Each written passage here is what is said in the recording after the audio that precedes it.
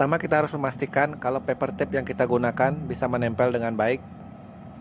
Karena ada beberapa paper tape yang susah menempel, itu karena dia tuh kering.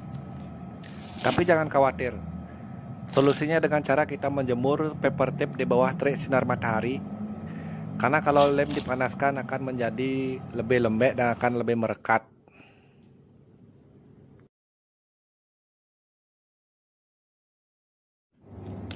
Nah, lanjut sekarang dengan penempelan paper tape.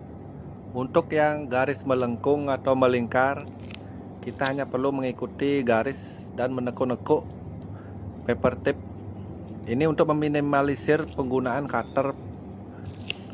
Nah, semakin sedikit kita menggunakan cutter dalam pemotongan, maka semakin sedikit pula kesalahan yang mungkin kita akan perbuat dalam melakukan pemotongan. Di sini juga kita harus sangat berhati-hati dalam melakukan penempelan. Jangan terburu-buru agar garis-garis yang kita buat, lekukan-lekukan yang kita buat itu sesuai dengan apa yang kita harapkan. Jadi tidak benjot-benjot ke sana ke sini ya. Diperlukan ketelitian, konsentrasi, kesabaran. Jadi sekali lagi jangan terburu-buru untuk melakukan hal ini ya. Karena menentukan garis itu sangatlah tidak mudah. Untuk melakukan pemotongan dengan cutter dari ujung satu ke ujung yang lainnya, usahakan jangan terputus-putus ya, biar gak mempengaruhi garis yang akan kita buat nanti. Tekanan cutter dalam melakukan pemotongan itu harus dikontrol ya. Jangan sampai kanvasnya juga ikut terpotong. Ya kalau sudah terpotong kanvasnya tamatlah sudah. Sekali lagi tetaplah fokus dan konsentrasi dalam melakukan hal ini. Ya, videonya kita percepat sedikit.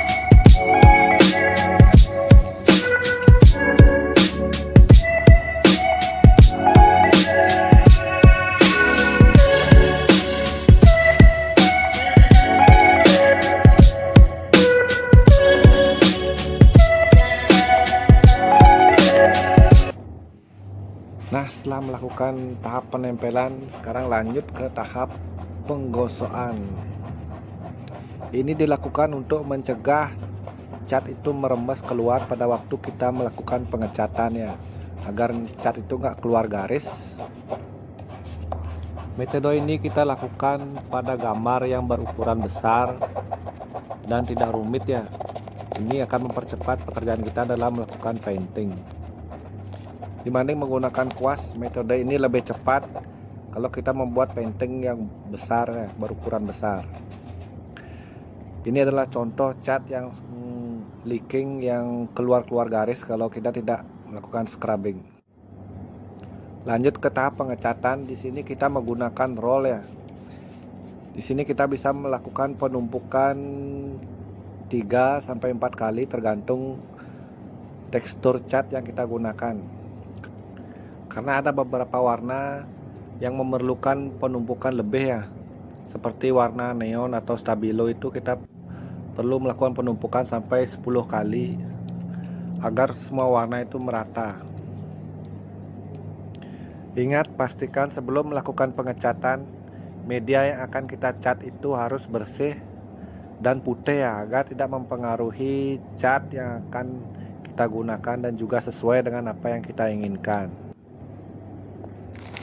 Nah, setelah menunggu cat sampai kering, tiba saatnya sekarang kita akan membuka paper tape yang ditempel tadi ya.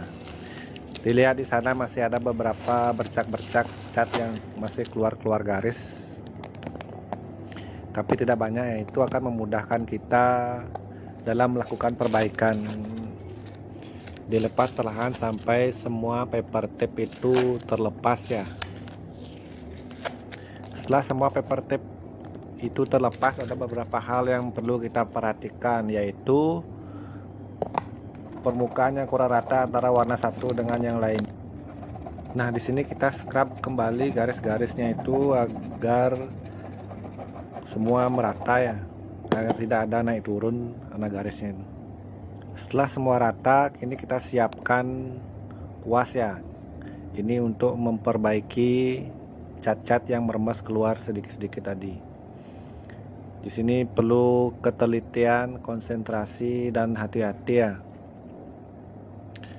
Oke, jika video ini bermanfaat untuk kalian, jangan lupa subscribe, like, dan juga komen.